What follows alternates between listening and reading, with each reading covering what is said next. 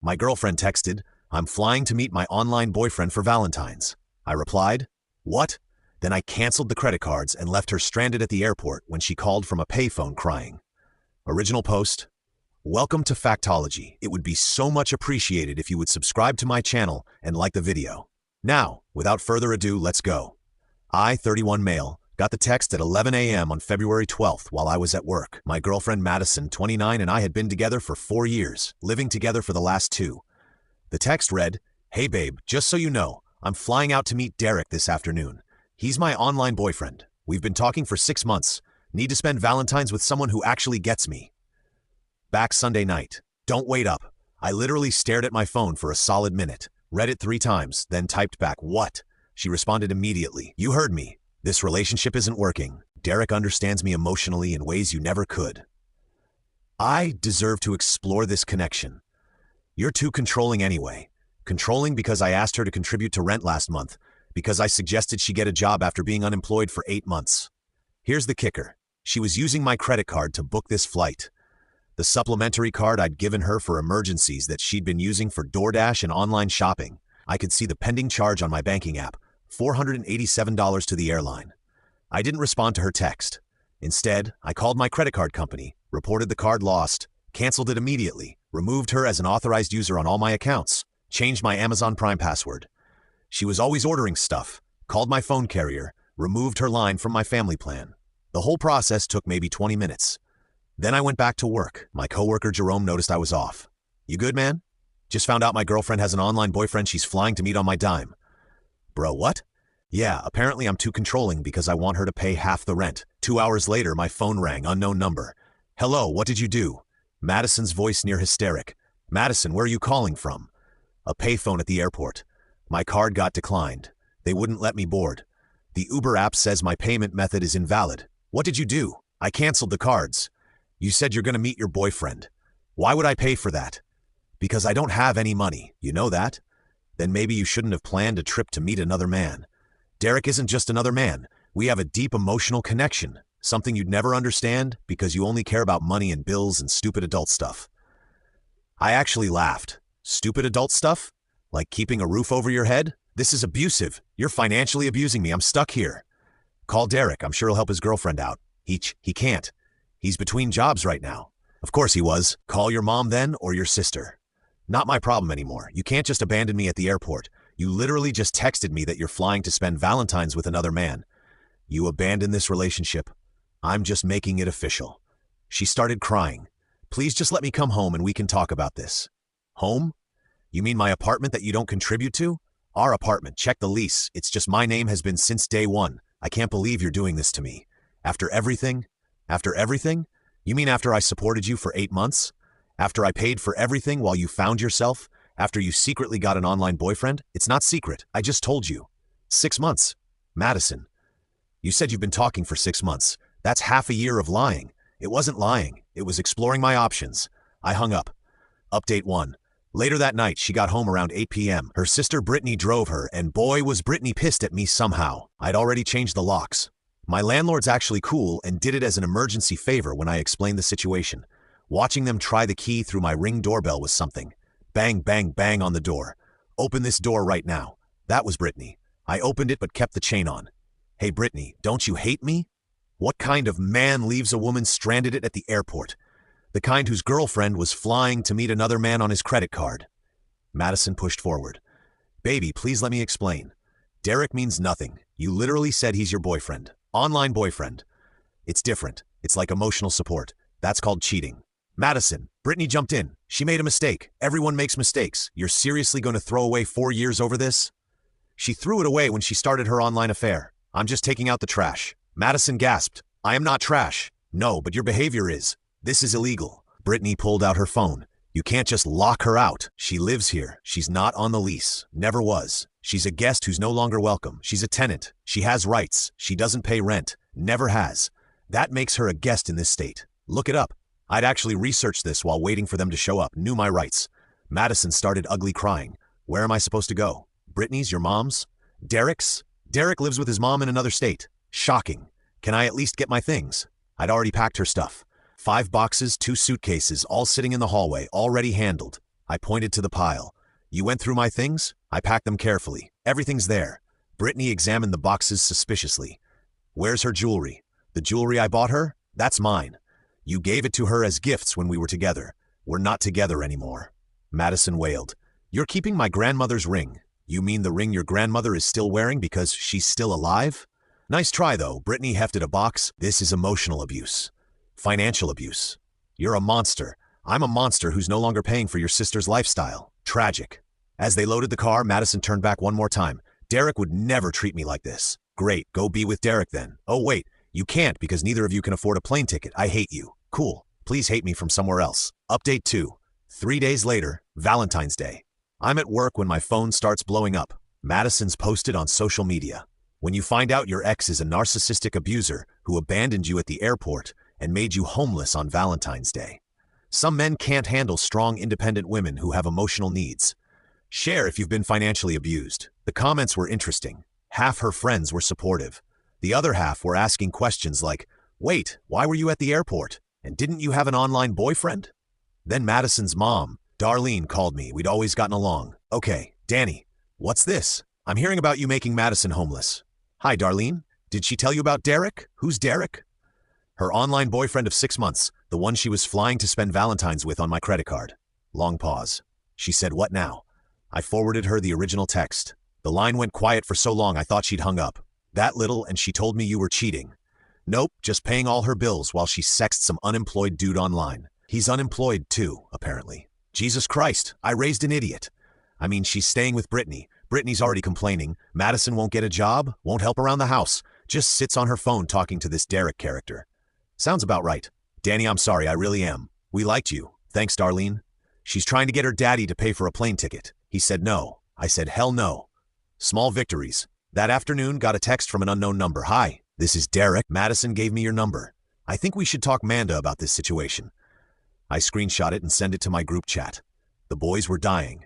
I responded, no thanks. You can have her. You don't understand our connection. I don't care about your connection. She says, you're holding her stuff hostage. She has all her stuff. She says, you kept valuable items that belong to her. Everything I kept I paid for. That's not very gentlemanly. Neither is sexing another man's girlfriend for 6 months, yet here we are. Madison says, you're abusive. Madison says a lot of things. How's that working out for you? You gonna buy her that plane ticket? No response. Guess Derek's mom said no too. Update 3. 1 week later, the extinction burst, as they call it, came exactly 1 week after the airport incident. First, Madison tried to break into the apartment at 2 a.m. She still had her key fob for the building entrance, but not the apartment key. My Ring doorbell caught her trying to jimmy the lock with a credit card. Whose credit card, I wonder? She gave up after 10 minutes and left a note. We need to talk. You're being unreasonable. Derek and I are just friends now. Please give us another chance.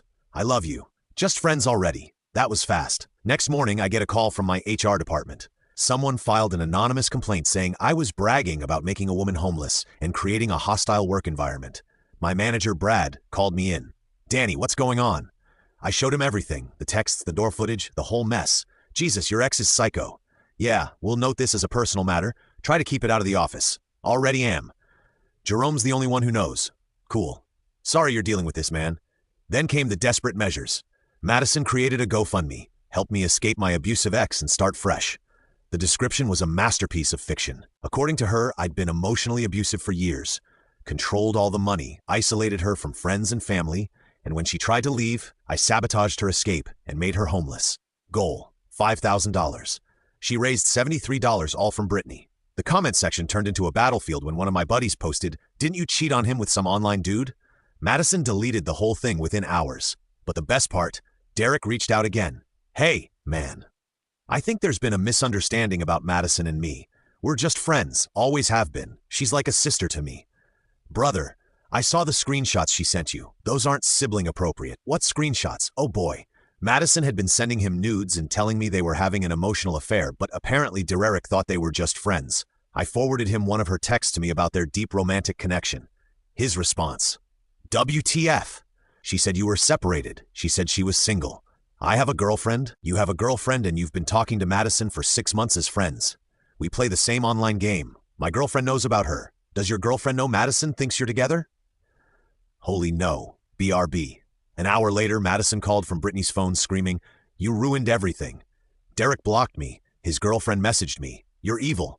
I just told him the truth. We were in love. He has a girlfriend, Madison. That's just someone he plays games with.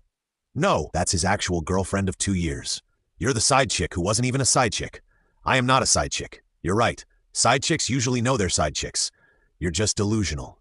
She hung up. Brittany texted me an hour later. She won't stop crying. Please just talk to her. No, she's driving me insane. She's your sister. I'm kicking her out tomorrow if you don't take her back. Good luck with that. Update 4. 2 weeks later. The fallout was swift and brutal. Brittany did kick Madison out, but not before Madison borrowed Brittany's credit card for a shopping spree. Told Brittany's boyfriend that Brittany was cheating. She wasn't. Broke Brittany's laptop accidentally. Madison moved back with her parents. That lasted exactly 3 days before her dad gave her an ultimatum.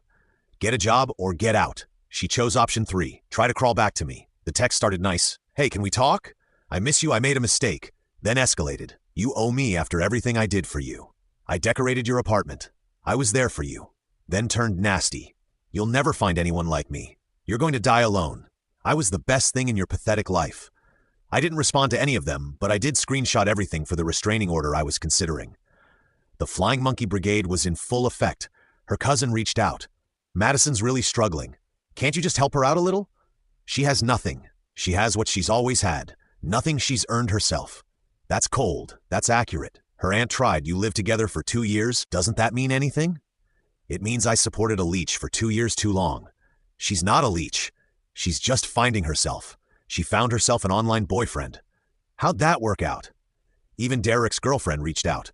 Hi, I'm Melissa. Thank you for exposing Madison. Derek showed me everything. He thought she was just a gaming buddy. She was sending him inappropriate photos he never asked for. We're working through it, but I wanted you to know you did us a favor. No problem. Sorry you're dealing with this too. She's now messaging all his friends trying to break us up. The girl is unhinged. Yeah, that tracks. Update 5. 1 month later, Madison got a job at a coffee shop. Lasted 4 days before she was fired for giving away free drinks to make friends and showing up 2 hours late because mornings are hard. Her mom called me. Danny, I'm at my wit's end. She won't work, won't help around the house, just stays on her phone trying to find a new online boyfriend. Can you please just talk to her? Maybe it'll motivate her. Darlene, no disrespect, but Madison is 29 years old. She needs to figure her own life out. She says, you ruined her life. She ruined her own life when she decided to cheat. The Derek thing wasn't even real. The betrayal was real. The lying was real. The entitlement is definitely real. What am I supposed to do with her? What you should have done years ago. Stop enabling her. Darlene side-eyed. Her father wants to kick her out. Good. Danny. Darlene, she's never had consequences for anything. That's why she's like this. 2 days later, Madison was given 30 days to find her own place. The meltdown was spectacular. Brittany posted about it. They weren't speaking, but Brittany loved drama. My sister really just told our parents that kicking her out is abuse and threatened to call elder services. They're 52 and 54. I cannot. Madison tried one more Hail Mary. She showed up at my work. Security called me. There's a woman here, says she's your girlfriend. Ex-girlfriend. Do not let her in. She says it's an emergency. Unless she's literally dying, it's not my emergency. I watched on the security monitor as they escorted her out. She was carrying a box of what looked like my stuff, probably things she'd hidden when she moved out, planning to use them as an excuse to see me. She texted from the parking lot. I have your college sweatshirt and your favorite mug. Let me up and we can talk.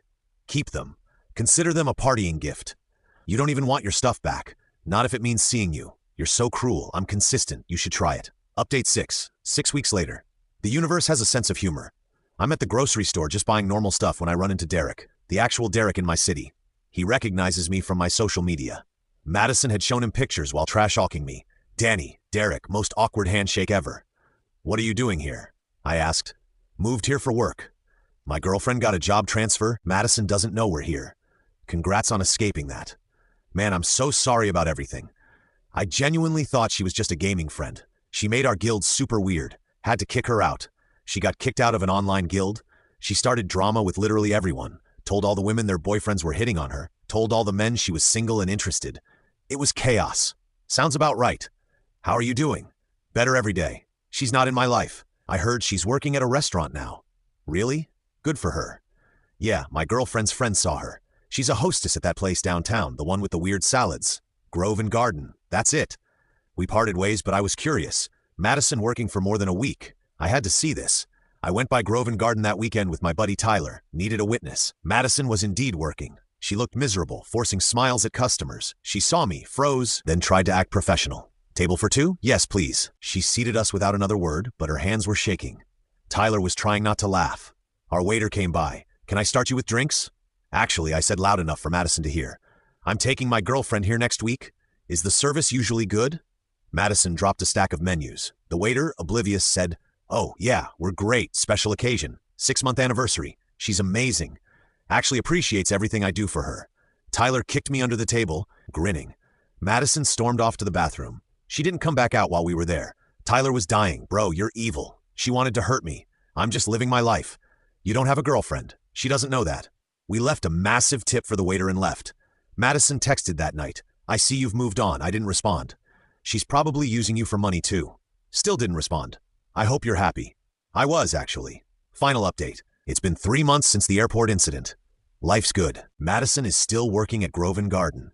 Miracle. Still living with her parents. Still single. According to Brittany, they made up, then fell out again, then made up again. Toxic sisters going to toxic. She tried to start another online relationship with some guy from Australia. He blocked her after she asked him to pay for her plane ticket on their second video call. Her parents finally put their foot down. She pays rent now or she's out.